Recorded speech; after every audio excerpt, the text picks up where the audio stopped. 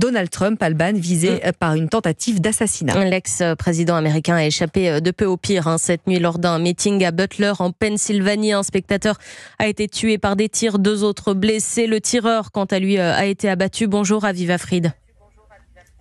Bonjour Alban, bonjour à tous. Correspondante d'Europe 1 aux États-Unis. Alors le FBI confirme ce matin qu'il s'agit bien d'une tentative d'assassinat. Que s'est-il passé ? Alors, Donald Trump venait à peine de commencer à parler quand des détonations ont retenti. L'ancien président porte alors la main à son oreille droite et se jette instantanément au sol derrière le pupitre. Des agents des services secrets plongent sur lui pour le protéger.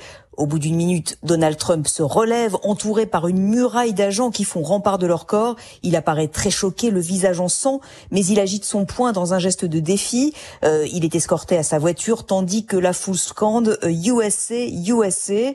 L'ancien président est maintenant de retour dans le New Jersey. On vient de le voir à l'instant descendre de son avion en faisant un petit signe de la main.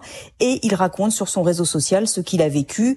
J'ai compris immédiatement que quelque chose n'allait pas quand j'ai entendu un bruit de sifflement, des tirs et senti immédiatement la balle transpercer ma peau.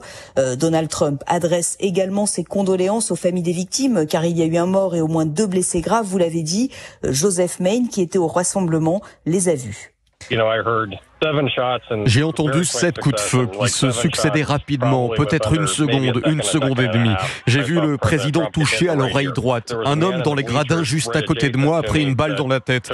J'ai vu une autre femme dans les gradins qui était blessée par balle à l'avant-bras et à la main. Je crois qu'elle avait aussi été touchée à la poitrine. Le tireur se trouvait sur un toit à une centaine de mètres de là. Il a été abattu par les forces de l'ordre. Le FBI ne veut pas pour l'instant confirmer son identité ou sa motivation, mais il s'agirait d'un homme d'une vingtaine d'années, originaire de Pennsylvanie. Il faudra maintenant déterminer comment un tireur a pu s'approcher aussi près de Donald Trump, dont la sécurité venait pourtant d'être renforcée. Peut-être parce qu'il avait reçu des menaces jugées crédibles. Merci beaucoup Aviva Fried, correspondante d'Europe 1 aux États-Unis.